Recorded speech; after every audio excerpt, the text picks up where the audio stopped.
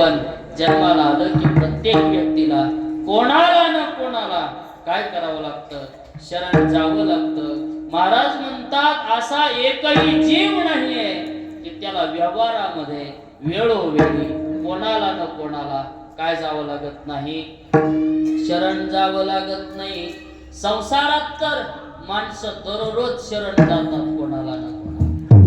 महाराज म्हणले शरण जाण्यामध्ये कसल्याही प्रकारची काय नाही, लाज नाही. गेलंच पाहिजे शरण, कारण शरण गेला तर समोरच्या व्यक्तीला तुमच्याबद्दल काय येईल, दया येईल.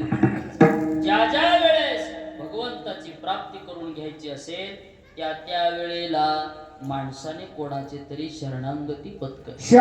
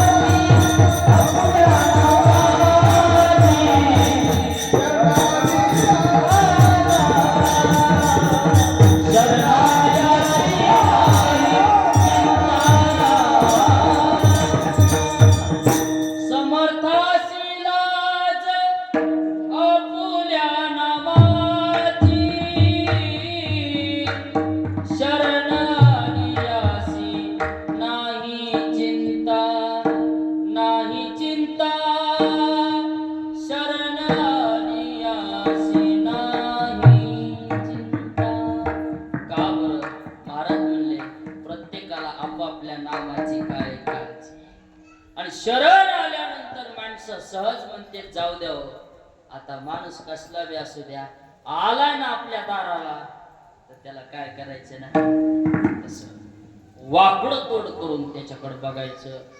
आलाय ना, केलं असल झालं असल, पण शरण आला म्हणजे आपण त्याचं रक्षण करणं. शरणांगता वज्रपंजर, महाराज म्हणजे अभयदाना तू दार किंवा जो मज होय अनन्य शरण. सर्व संतांनी एकमेकांना महाराज शरणागती बाबतीत भरपूर काही बोलले. महाराज म्हणले आम्ही एकनिष्ठ भक्त पांडुरंगाचे, पण भक्ताला शरण जाताना आमच्या महाराजांना सुद्धा कसल्याही प्रकारची काय वाटली नाही, लाज वाटली नाही. जेव्हा तुकोबाराने विचारलं महाराज तुम्हाला दुसऱ्या देवाला शरण जावं वाटत नाही का, नेहमी पांडुरंगाची शरणागती पत्करता, तेव्हा महाराज म्हणायचे मी दास आहे पांडुरंगाचा. कोणाचा? आपल्याला जर विचारलं कोणी का कोण तुम्ही, आम्ही अमुक अमुक पाटील. आपण आपली ओळख काय सांगतो, ह्या गावचे, आम्ही आमसले, आम्ही तसले. पण महाराज म्हणायचे आम्ही कोणीच नाही, आम्ही कोण आहे, आम्ही विठोबाचे दास.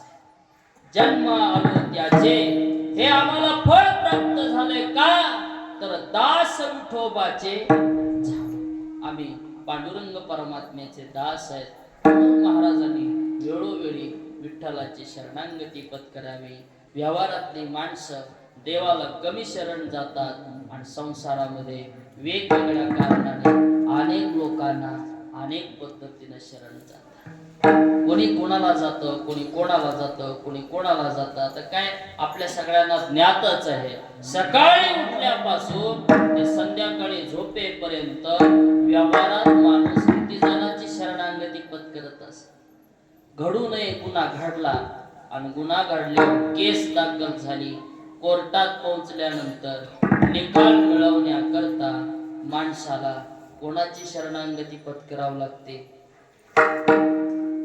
काळ्या कपड्यावाले, कोटावाले, वकील साहेबाला वकील साहेब काय लागते तेवढे लागते, पाया पडतो तुमच्या. पण काय करा, याच्यातून सोडवा. शरीराला आजार झाला आणि आजार झाल्यानंतर डॉक्टरकडे गेल्यानंतर माणूस डॉक्टरला हात जोडतो आणि हात जोडून डॉक्टर साहेबाला म्हणतो, डॉक्टर साहेब पाया पडतो, आता माझं जीवन कोणाच्या हातात आहे? तुमच्या हातात आहे. तुम्हाला मी शरण आलोय, मला याच्यातून काय करा, वाचवा. डॉक्टरला शरण. व्यवहारात कर्ज बाजारी झालं, कोणाकडून तरी पैसे घ्यायचे झाले की सावकाराला शरण जावंच लागतं. संसार झाला, 2-3 लेकरं बाळ झाले, अचानक बायकोच्या डोक्यात वारं भरलं, सारखे भांडणं लागायले. कुठं? घरातल्या घरात. आणि घरातल्या घरात भांडणं लागल्यानंतर बिचारी ती बी वैतागली, हे वैतागलं, तडकाफडकी भांडणं लागले. आणि भांडणं लागल्यावर तिनं सांगितलं, जा, मला राहायचंच नाही. राहायचं नाही, जा, जायचं तर जा. निघाले की महाराज तिनं पिशवी भरली, गेली माहेरला. आणि माहेरला गेल्यानंतर एक बारके लेकरू होतं, 2-2.5 वर्षाचं, ते घरी राहिलं. दिवसभर राहिलं, पण संध्याकाळी 2 वाजता लागलं रडाय. आणि लेकरू काय म्हणू लागलं, आईला ना पुणे आणायचे. फोन लावला, तिनं सांगितलं, हो आता येत नाही, मी येत नाही.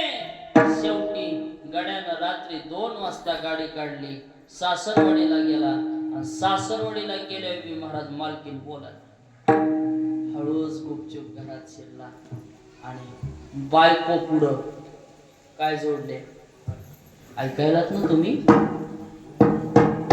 हे मला काय माहित नाही, हे तुमचंच ऐकून बघून सांगायलोय मी. आणखी मी त्या राड्यातला नाही, मारुतीला याच्याच पक्षातला आहे. माणसं खरं खरं सांगा बरं, जरा इमानदारीनं सांगा. मी तर म्हणतो असा माणूसच नाही की त्यानं बायको पुढं हात जोडले.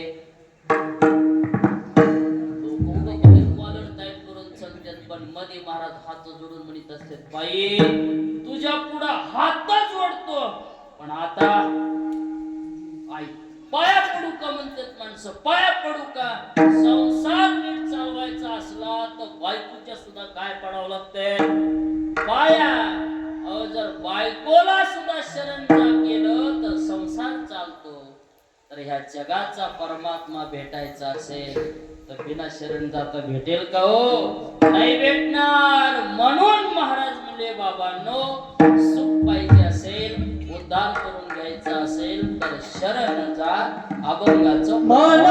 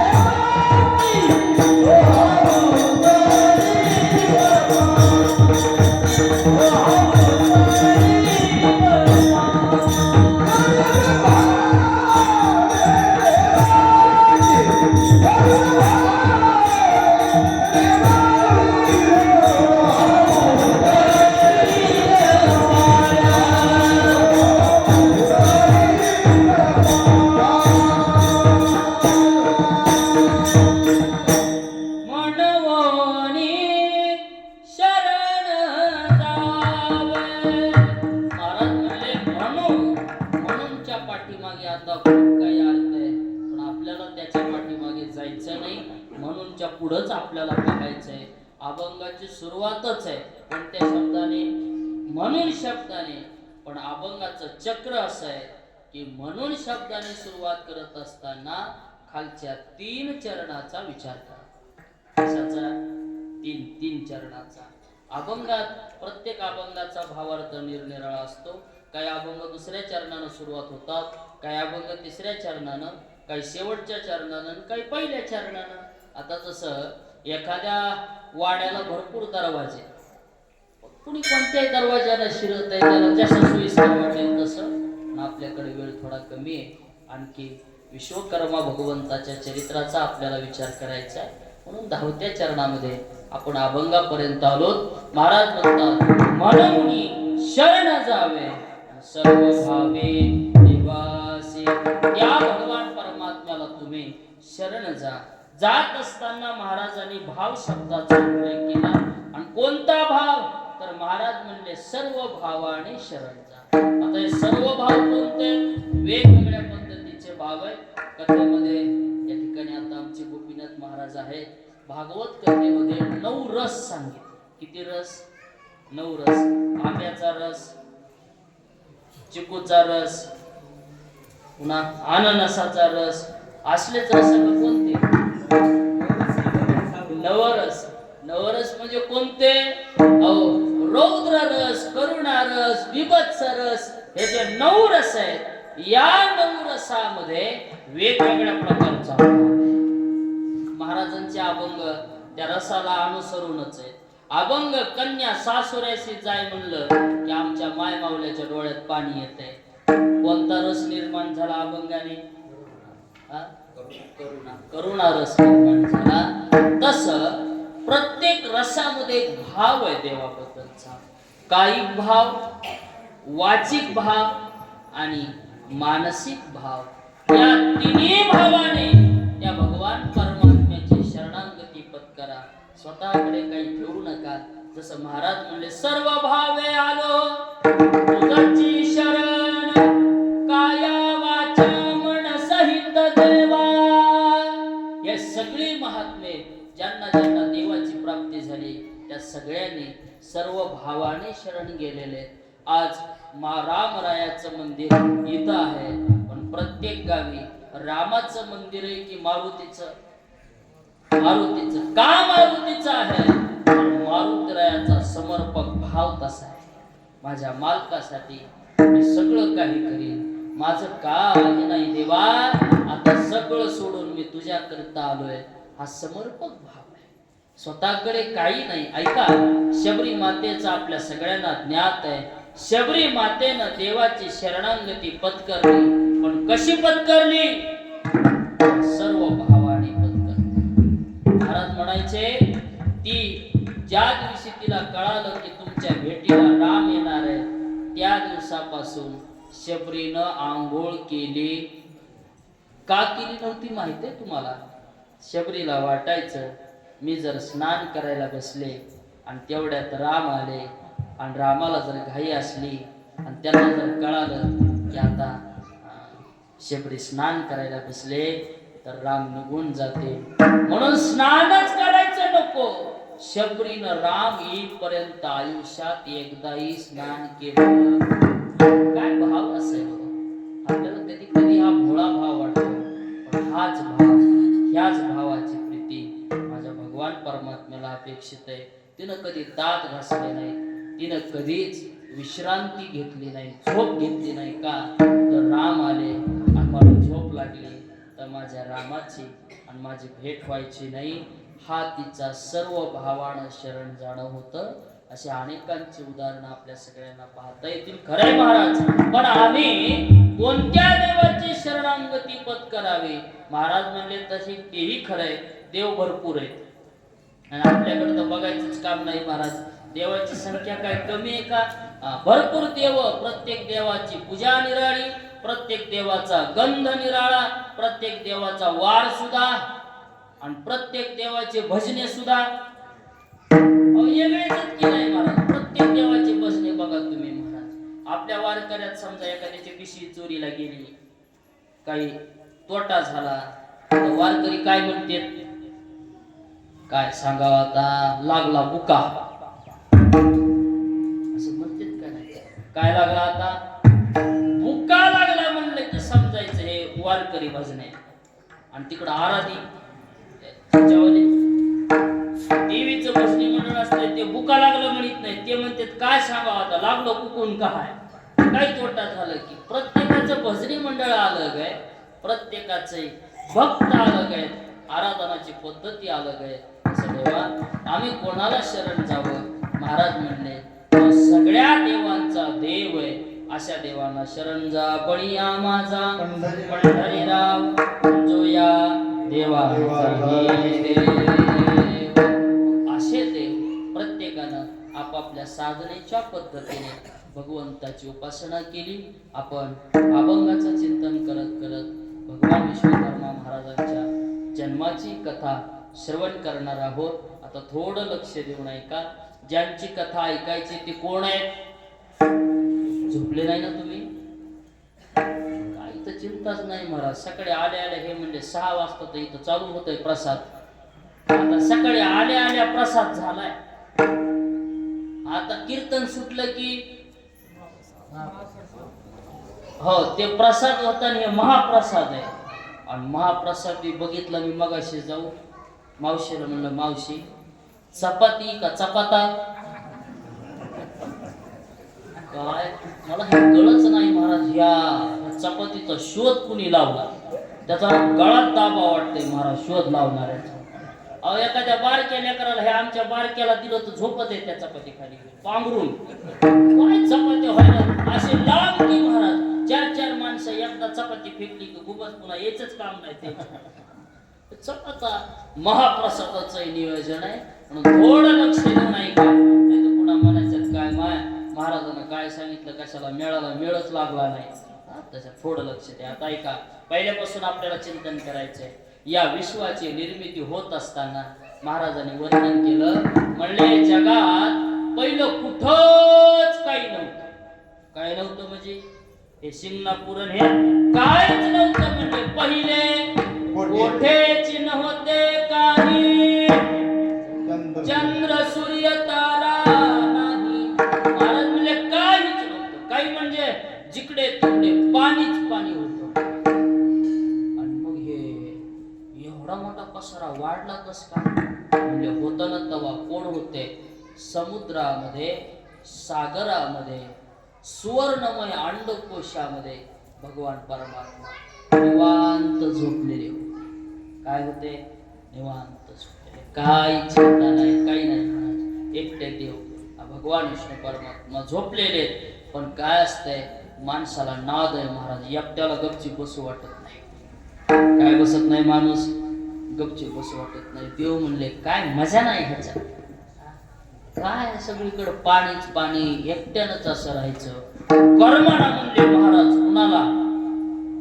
हा देवाला सुद्धा महाराज. एकले न कंठेची म्हणून आहे. किती भुवन निर्माण केले 14 भुवने. कर्मणा झालं एकाकी न रमते.